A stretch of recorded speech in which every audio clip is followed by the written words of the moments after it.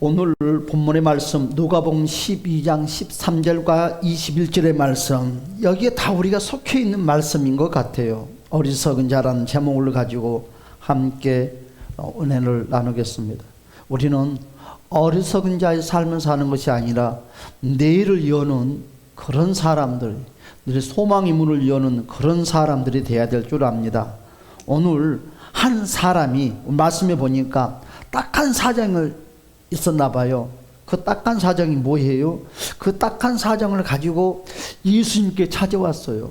그리고 예수님이 무엇이 되달라는 거예요? 재판관이 되어 달라는 거예요. 자기의 재판관이, 자기의 하소연을 좀 들어달라는 것입니다. 그렇죠? 13절의 말씀 보니까 뭐라고 그랬어요? 선생님, 내 형을 명하여 유산을 나와 나누게 하소서. 지금 무슨 말이에요? 지금 유산이 다 누구에게 가버리고 말았어요? 형에게 다 가버리고 말았어요. 얼마나 억울하겠습니까? 그렇잖아요. 너무너무 억울하죠. 이 사람은 부모가 남긴 그 유산을 나누는 과정에서 형제와 큰 문제, 불화음이 생기고 말았어요. 여러 방법으로 해결을 하려고 노력을 했지만 모든 게 허사가 되고 말았어요. 여러분, 절대로 형이 요도부동하지 않고 10원도 주지 않는 거예요.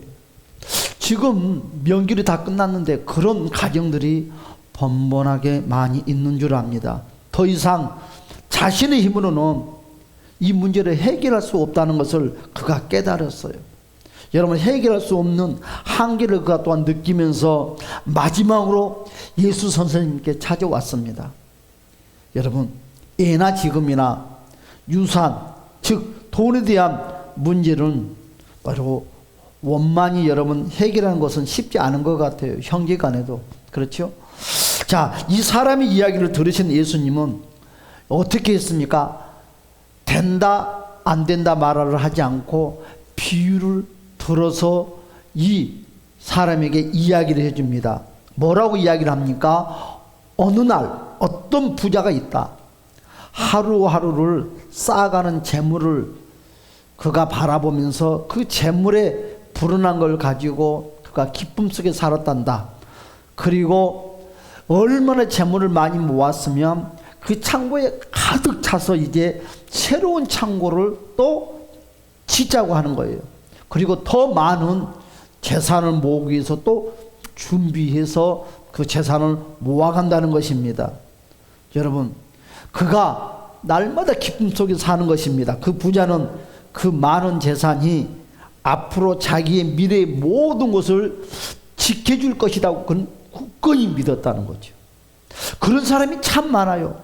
돈만 있으면 행복하고, 돈만 있으면 모든 게 해결되고, 돈만 있으면 뭐 세상에 두려울 것이 없는 것 같아요.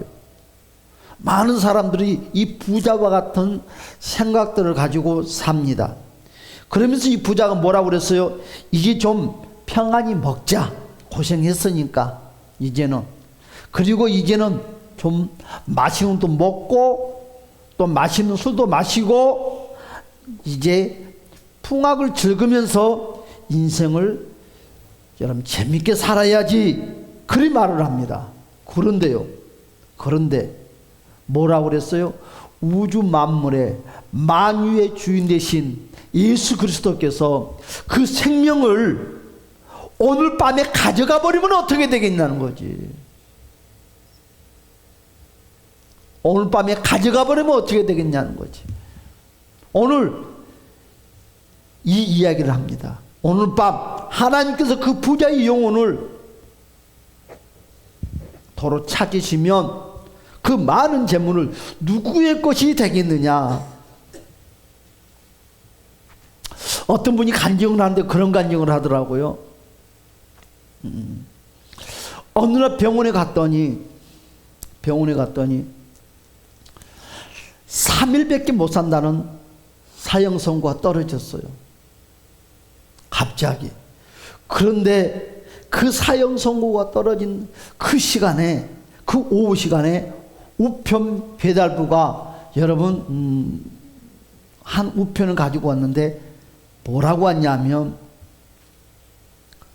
그 부모가 그 자식에게 모든 재산을, 몇십억이 된 재산을 다 주겠다는 거예요.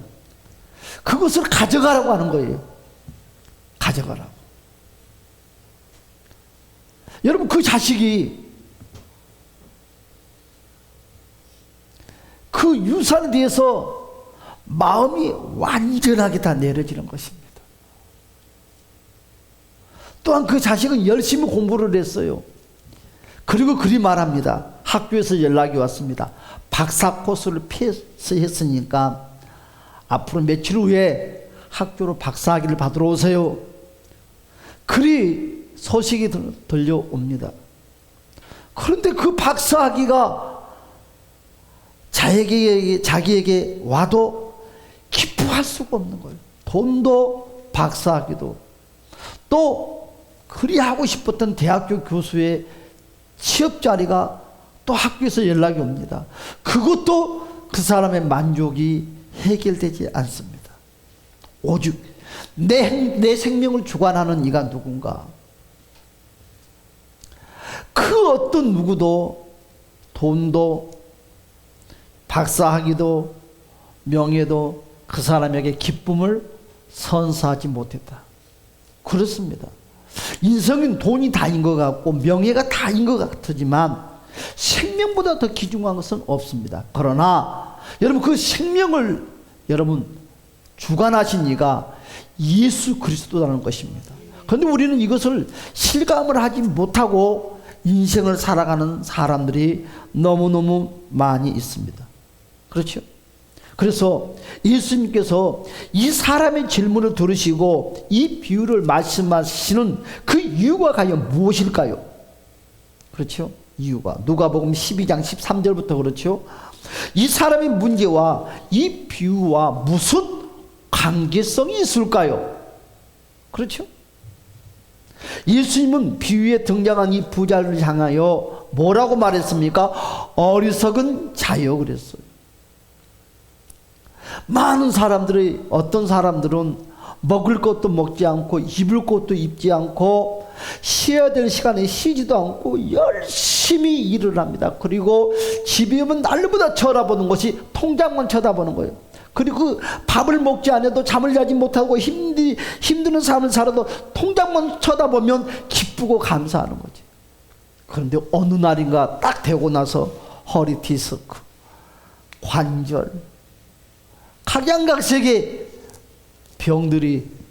병의 손님들이 찾아와서 그 인생을 딱 좀먹을 때 그 사람 인생이 얼마나 허무할까요? 우리는 이와 같은 어리석은 인생을 절대로 살지 마시기를 주님의 이름으로 축원합니다. 그렇죠? 오늘 그렇다면 지금 이 형과 재산 분할의 문제로 지금 예수님께 찾아온 이 사람을 향하여 지금 오늘요 예수님께서 비유로 그 부자가 여러분 돈을 많이 벌어서 창고에 쌀이 가득 찼는데 또 창고에다가 또 창고를 지어서 많은 곡식들을 많은 재산을 모으는 그 사람 보고 어리석은 자다고 말을 하는 것과 동시에 누구에게도요 그 문제를 가지고 찾아왔던 그 재산 상속에 대해서 문제를 찾아왔던 그 사람에게도 동일하게 그리 말합니다. 어리석은 자야, 너희 형이 너의 재산을 싹 가지고 와서 10원도 주지 아니한다고 내가 원망불평하느냐? 이 어리석은 자야. 지금 동일하게 지금 상황은 다르지만 동일하게 우리 예수님은 이 비유로 말씀했던 사람과 그 문제를 가지고 왔던 사람에게 하신 말씀이 어리석은 자라고 강하게 질책하는 내용이 오늘 본문의 내용입니다. 그러면 어째서 이 사람이 어리석은 자가 되었을까요? 이 어리석다고 책망을 받을까요? 그렇죠? 부모가 남겨진 유산을요 나누어 받지 못하고 여러분 억울해하는 이 사람은 어리석은 자가 아닙니다. 솔직히 그렇잖아요. 자기 권리를 찾겠다고 하는데 무슨 어리석다고 말을 할 수 있겠습니까? 당당하잖아요. 재판도 걸 수 있는 것이고 가서 싸울 수도 있는 것이고 당당하잖아. 내 권리를 달라고 그러는 것이지. 형이 다 꿀꺽 해버렸는데. 그런데 우리 예수님은 어리석다고 책망을 합니다. 이 사람이 어리석지 않는 사람이라는 것도 우리는 잘 알고 있는데 예수님이 보는 시각과 우리가 보는 시각은 완전히 다르다는 것입니다. 이 사람이 어리석은 자였다면 여러분 자신의 문제를 해결하려고 예수님을 찾아오지도 않았을 것입니다. 참 지혜로운 자가 아닙니까? 예수님께 찾아올 정도다 하면 예수님께서 해결할 수 있는 분이라는 사실을 그는 믿고 나왔거든요. 그런데 이 사람은 충분히 지혜롭고 총명한 사람입니다. 솔직하게 말해서. 그런데 이 사람을 우리 예수님께서는 어리석은 사람이라고 취급을 하고 말았어요. 여러분, 정당하게 분배받아야 할 부모의 그 유산을 빼앗겨버리는 이 사람을 보고 어리석다고 말을 합니다. 자신의 것을 빼앗기고 아무것도 하지 않는 자가 어리석은 자지, 내 권리를 찾겠다고 하는 사람 보고 어떻게 어리석다고 말을 할 수 있겠습니까? 형제에게 돌아갈, 여러분, 묵을 돌아갈 것들을 여러분 에워싸고 깨뜨려버리고 또한 주변의 눈살을 찌푸리게 하는 그 형제의 관계를 다 파쇄시켜버리는 그 형이 나쁜 사람이고 그 형이 어리석은 사람이 아닐까요? 그런데 우리 주님은 자기에게 찾아오지 않는 그 사람 보고 어리석다 하지 않고 자기에게 찾아와서 자기를 의지하는 그 믿음의 백성에게 권면하는 내용이에요. 우리 주님은 우리 믿음의 사람들에게 하신 말씀입니다. 속 시원한 판결을 기대했던 이 사람과 안타까운 사정을 듣고 어찌 그럴 수가 있는지 형을 향하여서 붕괴를 해주면서 이 사람의 편을 들어줘야 되지 않겠느냐 이거지. 같이 요구를 해줘야 되고 같이 삿대질을 해줘야 되고 같이 보함을 쳐줘야 될 그런 모습이 아니겠습니까? 그러기를 바라고 찾아왔거든요. 그런데 이 사람이 생각했던 대로 마음을 먹었던 모습과는 우리 예수님의 모습이 완전히 달랐다는 것이요. 오늘 본문을 자세히 보면 예수님의 직접적인 판결이 없어요. 정말로 예수님은 이 사람을 어리석은 자에게 이 사람의 문제를 등한시하신 걸까요? 오늘 본문의 말씀이니까 예수님은 절대 그러신 분이 아닙니다. 예수님은요, 의로우신 재판장이십니다. 예수님의 해결은요 바로 일시적인 것이 절대 아닙니다. 예수님은요 문제의 근본적인 원인을 여러분 다 파악하고 알고 있다는 것입니다. 그걸 완전하게 해결해 주기를 원하신다는 것입니다. 그럼 예수님의 그 해결을 바로 경험한 것들은 바로 같은 문제로 예수님을 찾아온 적은 한 번도 없습니다. 이제 예수님은 이 사람의 문제가 무엇인지를 지적해 주셨습니다. 뭘 지적했을까요? 바로 이 사람과 형 모두 어리석은 자가 맞다는 것입니다. 이들의 어리석음은요 뭐에 관심이 있다는 거예요? 재물에 관심이 있다는 거지. 재물에 대한 욕심이라는 것입니다. 욕심, 분별력을 상실했기 때문에 그렇습니다. 탄심으로 분별력을 상실한 사람은요 내일을 기대할 수가 없어요. 한번 볼까요? 15절에서 이와 같이 말씀을 하고 있어요. 15절의 말씀 봅시다. 시작. 그들에게 이르시되 삼가 모든 탐심을 물리치라. 사람의 생명이 그 소유에 넉넉한 데 있지 아니하니라 하시고. 뭐라고 그랬어요? 예수님께서는요 이 사람에게 탐심이 가득 찼다고 그랬어요. 아니 억울하잖아요. 지금 상속을 못 받았는데 부모가 지금 재산을 상속을 했는데 형이 꼴깍을 해줬는데 그 문제를 가지고 상담을 하러 오는 이 사람에게 탐심이 가득하대요. 욕심이 가득하대요. 너나 너희 형이나 똑같다는 거예요. 그리하면서 책망을 합니다. 여러분 뇌를 가로막는 최고의 적이 뭔가요? 바로 탐심, 욕심이에요. 탐심은요 내일을 여시는 하나님과의 관계, 내일의 동역자들은 사람과 사람의 관계를 무너뜨리는 것이 뭡니까? 다 욕심에서 그랬던 겁니다. 크고 작은 욕심들 때문에 모든 사람의 관계가 깨지고 무너지고 다 파쇄된다는 것입니다. 그러면 첫 번째로 탐심은 바로 어떤 것이니까 따라서 합시다. 소중한 관계를 파괴시킨다. 여러분 탐심은 소중한 관계를 다 파괴시켜요. 부모와 자식의 관계도 여러분 욕심, 탐심 때문에 파괴되고, 형제들 간에도 마찬가지고, 벗들 관계 속에도 마찬가지고, 신앙의 교회 안에 공동체 안에서도 마찬가지. 뭐든지 근원의 출발이 무엇입니까? 탐심에서 일어나는 거예요. 싸움은, 모든 싸움은 탐심입니다. 안 그런 것 같지만 내용만 다를 뿐이고 색깔만 다를 뿐이지 결과는 탐심에서 거듭된다는 것이, 여러분 꼭 기억해야 됩니다. 탐심으로 말미암아 소중한 관계들이 다 무너지고 만다는 거예요. 이들은요 어리석은 자가 맞습니다. 돈에 대한 욕심 때문에 여러분 바로 피를 낳은 형제간의 우애와 정을 여러분 바로 헌신짝처럼 다 버리고 말았어요. 여러분 초등학교 때 그런 거 봤습니까? 형제가 밤에 별을 비러 갑니다. 그렇죠? 그런데 밤새도록 서로가 서로를 갖다 주고 서로가 서로를 위해서 이 형제의 우애를 하는, 초등학교 그 책에 나와 있잖아요. 그것처럼 여러분 형제 간의 우애와 질서도 다 무시해버리고 깨집니다. 평생 함께할 형제, 즉 동역자를 잃은 것과 마찬가지예요. 여러분 탐심은 두 번째로 무엇이냐? 바로 타락으로 떨어집니다. 결과는 타락을 시켜요. 여러분 탐심 때문에 여러분 열심히 뭔가 삶을 살았던 것을 버리는 거예요. 열심히 서로 신뢰했던 것을 버리고 마는 거예요. 다른 사람보다 더 가지려는 그 이유가 바로 놀고 먹으려는 그 이유 때문이라는 것입니다. 그렇죠? 여러분 우리나라에 가문가수는 노숙인들이 더 많이 날로 생긴다고 합니다. 뭐 때문에 그럴까요? 여러분 결과적으로는 뭐 실패해서도 그러겠지만 결과는 힘든 것을 다 놓아버린다는 거죠. 그래서 이는 타락으로 떨어지는 과정에 불과합니다. 여러분 그것 때문에 형제도 만나지 못하고 또한 좋은 관계성도 다 무너지고 끝내는 나이만 먹어가고 인생 몸만 망가지고 마는 거예요. 이런 사람들이 어리석은 사람이라는 것입니다. 서로 더 많이 차지해서 여러분 서로 더 많은 시간을 놀고 먹으려는 그런 계획 가운데 결과는 다툼만 일어난다는 거예요.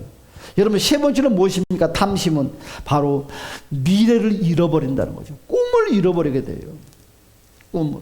오늘 이 형제가 꿈이 다 무너지고 말았어요. 꿈이.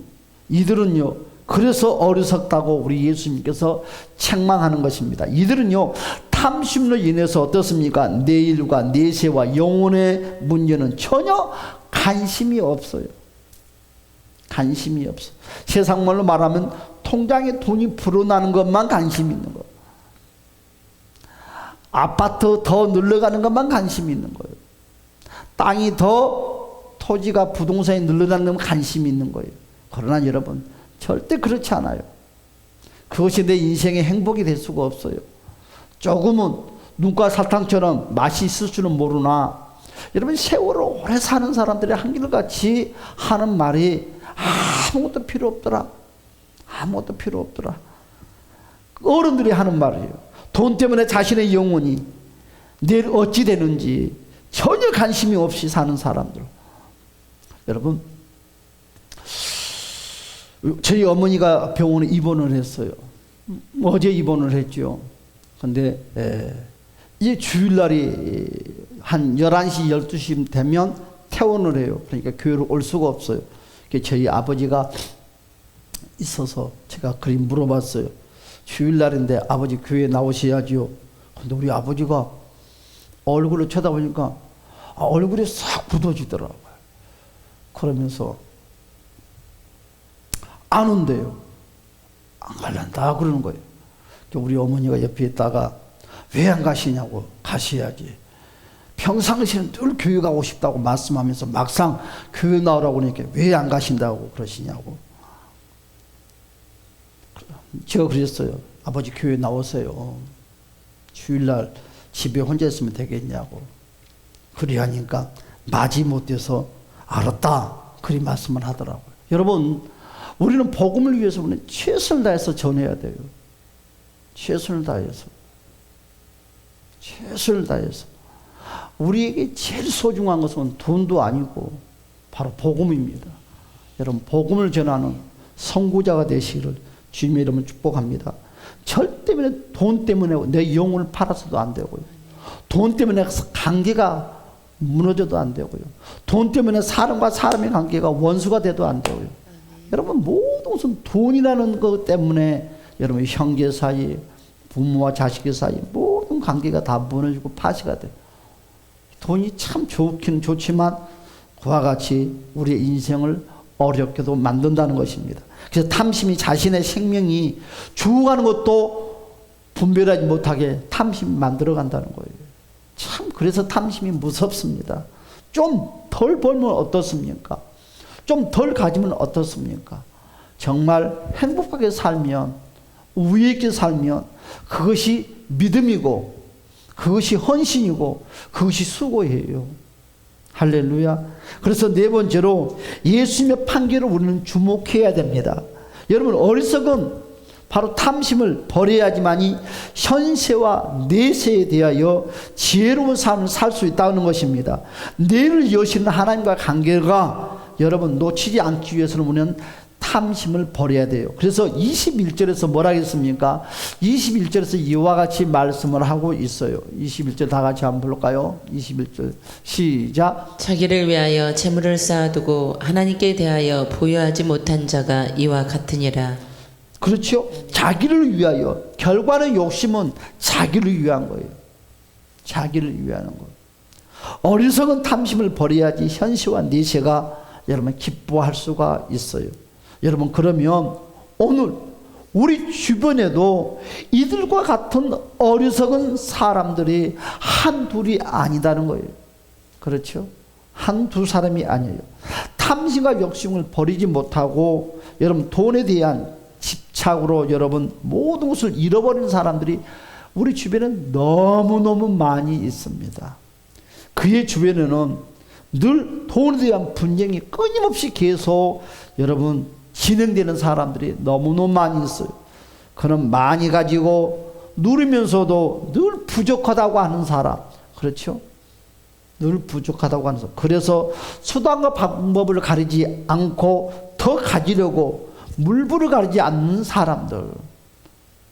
그는 자신이 원하는 것을 차지하기 위해서 형제와 부모도 소용없다고 합니다. 자신의 것을 빼앗기지 않고 남의 것을 빼앗기 위해서 수단 방법을 가리지 않는 것. 여러분 그의 주변 사람들은요 그 사람을 인하여 상처와 아픔이 마를 날이 없다는 거예요.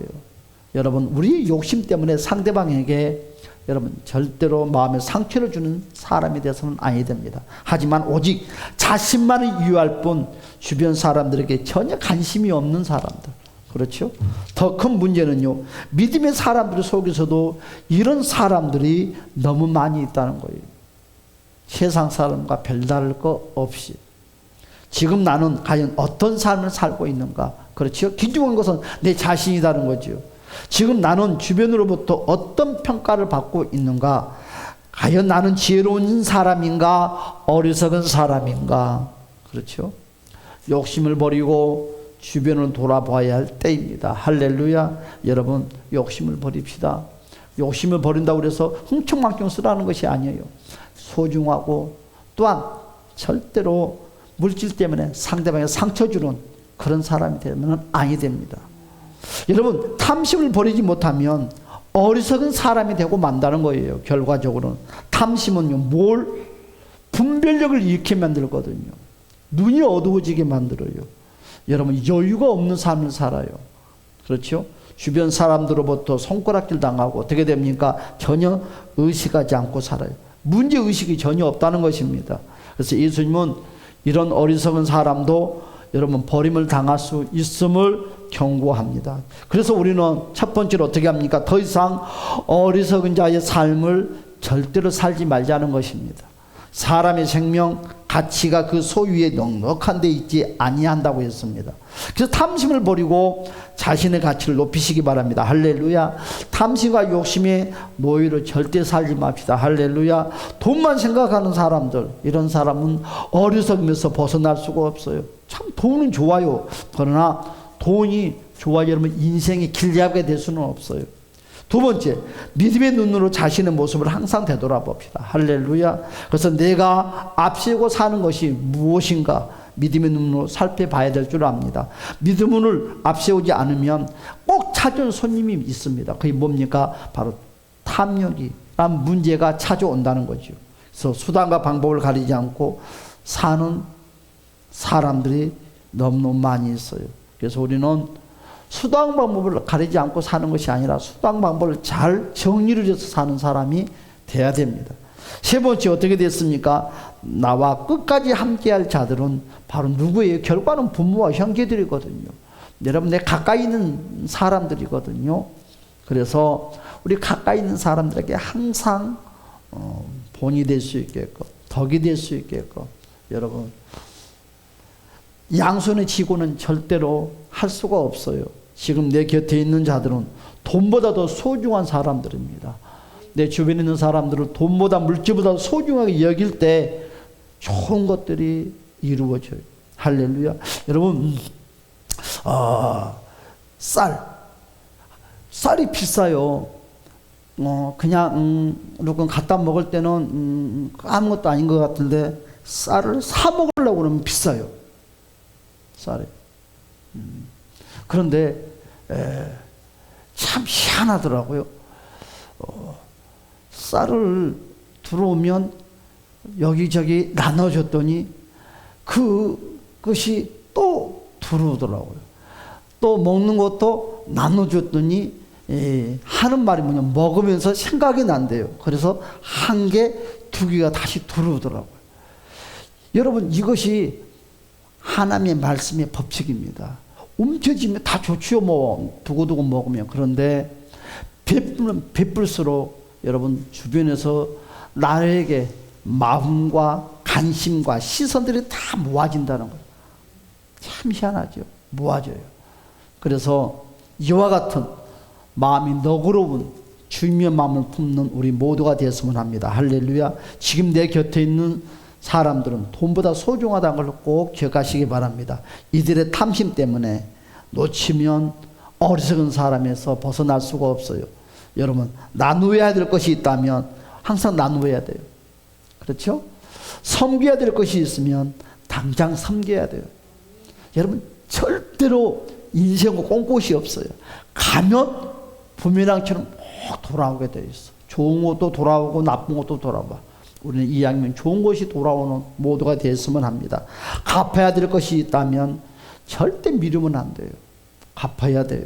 여러분, 결론을 맺겠습니다. 사랑하는 여러분, 오늘 본문의 말씀에 이 물질 때문에, 유산 때문에 찾아왔던 이 사람, 재물 때문에 하나님과 올바른 관계가 무너져 버리는 이 어리석은 사람처럼 되지 말고, 우리는 하나님께서도 베풀고 이웃에게도 베풀고 가까이 있는 이들에게도 베풀고, 베풀 때 여러분, 그들이 어느 곳에 무엇을 하든지 제일 먼저 생각하는 대상자가 바로 내가 1번이 된다는 거죠. 참 희한해요. 내가 1번이 된다는 거예요. 사랑하는 여러분, 많은 사람들이 여러분이 1번이 되시기를 주님의 이름으로 축복합니다. 먹을 때도 뭘 할 때도 그랬을 때 좋은 일들이 일어나요. 자, 우리 부모님 댁에 갔더니 우리 어머니하고 아버지하고 옷이 똑같은 옷을 입고 있어요. 그래서 그걸 보고 내가 한참 웃었어요. 피테 장로님이 나눠줬던 그 하얀 비슷한 옷, 그것을 입어요. 나는 그걸 입을까? 그런데 그걸 나도 3층에서 입어보면 은근히 따뜻하고 좋아요. 편하고. 그런데 우리 어머니 것이 없더라고요. 그래서 부목사님이 어머니 그 어디에 계시냐고 하니까 이것이 둘째 딸이 왔는데 손녀딸도 그것을 입고 둘째 딸도 이것을 입고 막 그것을 막 입고 막 계속 있어서 그냥 주었다고. 그런데 엄마 됐어 그러고 가는 것이 아니라 그것을 덥석 주니까 입고 갔다고 이야기를 하더라고요. 그러면서 이제 우리 부모님 입는 것을 이제 또 주더라고요. 그걸 보면서 참 그렇다. 이 작은 것이지만 사람들이 그것을 너무너무 좋아해요. 우리 아버지는 그것을 꼭 오늘은 이제 못 봤는데 꼭 그것을 입고 운동을 하시더라고요. 야, 그렇다. 그걸 보면서 고마움의 마음에 하나하나 생기더라고요. 사랑하는 여러분, 우리는 이 어리석은 누가복음 12장에 나오는 이 어리석은 사람이 절대 되지 맙시다. 여러분, 유산이 안 물러올 수도 있는 것이고 뭐 손해볼 수도 있지만 우리는 이걸 잘 관리를 해서 우리는 탐심의 노예가 되지 말고 베푸는 예수의 마음으로 우리는 승리자가 되는 우리 모두가 되시기를 주님의 이름으로 간절히 축복합니다. 우리 다 같이 주여 한번 부르고 동성으로 기도하겠습니다. 주여, 오 할렐루야. 참 좋으신 우리 주님 도와주시옵소서.